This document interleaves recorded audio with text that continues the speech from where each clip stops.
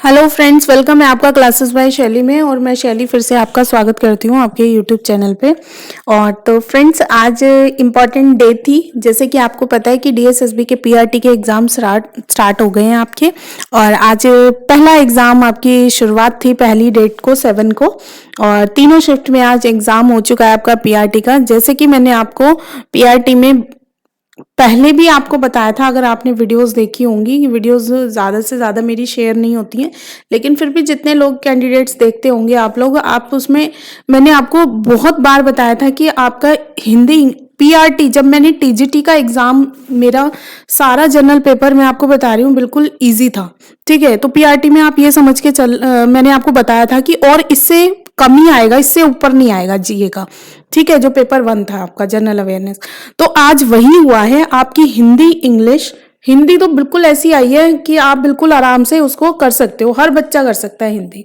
ठीक है, और आपकी जो रीजनिंग है, अगर आपने पढ़ा होगा, रीजनिंग लेंदी जरूर थी। ठीक है, थोड़े क्वेश्चन उसमें लेंदी थे तो, लेकिन हो रहे थे सारे क्वेश्चन।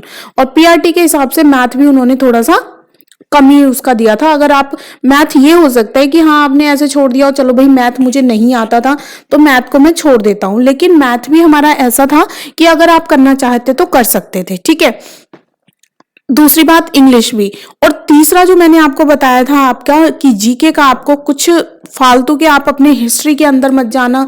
ठीक है, अपनी सिविक्स के अंदर मत जाना। सिविक्स में जो मैंने आपको बता दिया, फंडामेंटल राइट्स, ड्यूटी और डीपीएसपी, इनके सिर्फ ऊपर से पढ़ के जाना, कौन से आर्टिकल में क्या है वो भी इंपॉर्टेंट। ठीक है, मैंने आपको बोला था कि मेन फोकस अपना करना स्टैटिक जीके पे, और स्टैटिक जीके ही आती है। और मुश्किल से 3 या 4 क्वेश्चन आपके करंट अफेयर्स के देखे गए हैं जो स्टूडेंट्स ने अभी हमें बताए हैं। ठीक है, तो उस हिसाब से जैसा जीए का बताया था आपको कि हिंदी, अगर आप नॉर्मली अपने यूट्यूब के क्वेश्चन आंसर्स भी, किसी की भी सीरीज आप कर लेते हैं किसी अच्छे इंस्टीट्यूट की, तो आप हिंदी इंग्लिश ऐसे ही निकाल सकते थे। ठीक है, और रीजनिंग भी आपका जो है था, लेंदी थे 2-4 क्वेश्चन, लेकिन आसान से निकल जाती। और जीके, जैसे मैंने आपको बताया था कि जीके के चक्करों में सिर्फ आप स्टैटिक जीके प्रिपेयर करके जाओ। डीएसएसबी अपने जीएस के में पार्ट में, जीए जनरल अवेयरनेस के पार्ट में मोस्टली अपनी स्टैटिक जीके के क्वेश्चंस काफी डालती है। ठीक है, और मैंने साइंस की आपको जीके इतनी अच्छे से कराई हुई है, अपनी कंप्लीट केमिस्ट्री के क्वेश्चंस हो, चाहे बायो के क्वेश्चंस हो, फिजिक्स के क्वेश्चन हो, तो वो सब आप देख सकते हो कि जो जर्नल था वही सारा आया हुआ है। ठीक है, अब रही आपके पार्ट बी की पार्ट, जो आपको मैंने पहले ही बताया कि सब्जेक्ट जो है वो बढ़िया से देता है डीएसएसबी अपना।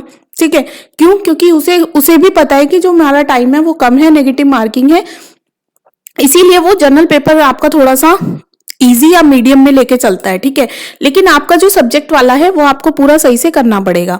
उसमें जैसा कि मैंने बताया कि डीएसएसबी के अभी तक के मैंने एग्जाम जो एनालाइज किए थे, मेरा खुद का भी जो टीजीटी का एग्जाम था, तो आपको मैंने यही वो किया था आगा कि भाई डीएसएसबी जो है, आपको वो एक लाइन के क्वेश्चन तो कभी मत समझ के जाना कि आपको एक लाइन का क्वेश्चन होगा, नीचे 4 ऑप्शन होंगे। हमेशा स्टेटमेंट वाइज क्वेश्चन वो देना प्रेफर करता है, और उसमें से ज्यादा आपसे नॉलेज निकलवाना चाहता है कि आपको कितनी नॉलेज है।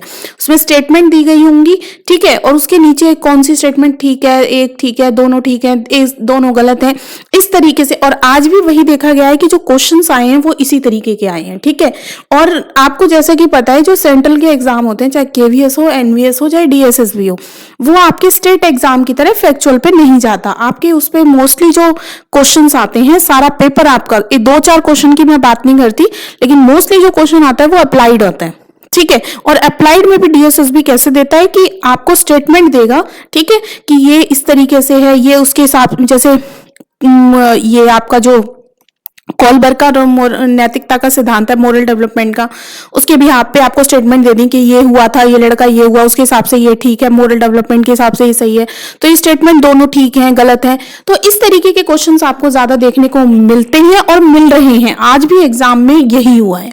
ठीक है, तो आगे वालों के लिए मेरी सिर्फ एक यही विनती है कि आप स्टैटिक जीके में आपके डांस हो गए, लैंग्वेजेस हो गई, टेम्पल्स हो गए आपके, ठीक है, और आपके फेमस फोक डांसेस हो गए, एनएच हाईवेज हो गए, क्रिकेटर्स के नाम हो गए, ठीक है, रिसेंट वाले जो हैं, इनको तो आप जरूर देख के जाओ। ठीक है, तो इसमें से आपको क्वेश्चन जीए में जरूर फंस जाएगा। हिंदी आपकी इजी आ रही है, अच्छे से निकाल दोगे आप।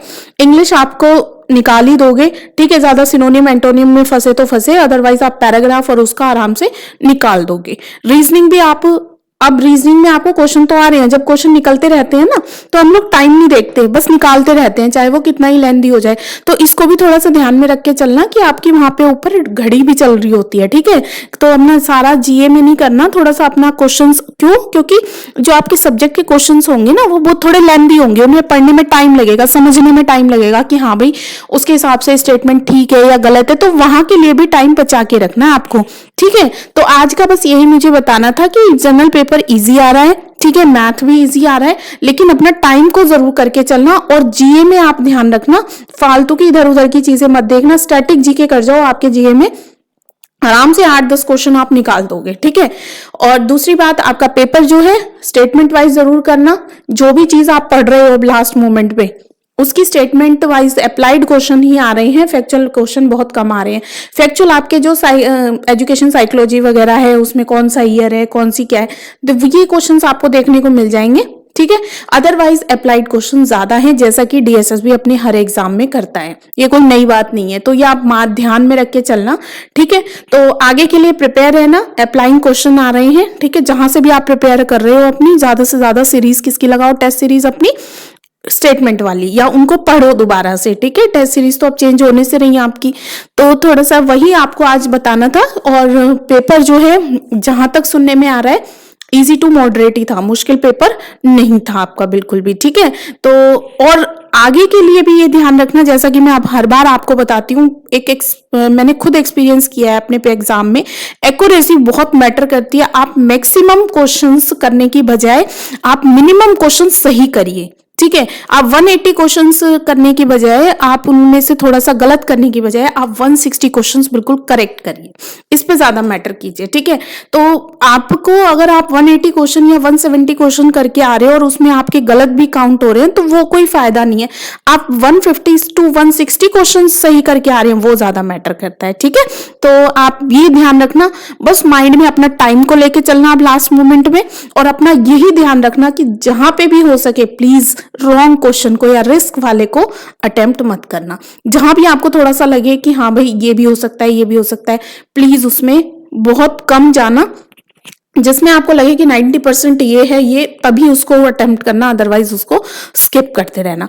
और कैसे काउंट करोगे अपने क्वेश्चंस को, आपने एक सेक्शन कर लिया, एक सेक्शन का देखो फटाफट से आगे रिव्यू करके कि मैंने कितने क्वेश्चंस लगा दिए, उसको फटाफट लिख लो रफ पेज पे अपने, ठीक है। ऐसे ऐसे पार्ट के आप लिखते जाओ ताकि लास्ट में आपको पता चल जाए कि हाँ भाई मैंने इतने क्वेश्चन अटेम्प्ट करके आया हूं, ठीक है। ऐसा भी ना हो कि आप चलते रहो भैया कुछ हो ही नहीं रहा है, ठीक है, ऐसा तो नहीं होगा। हिंदी इंग्लिश बढ़िया आ रहे हैं, करके आओगे। थोड़ा सा भी आपने यूट्यूब की भी सीरीज अगर किसी की पकड़ के कर रखी है तो निकाल दोगे आप, ठीक है।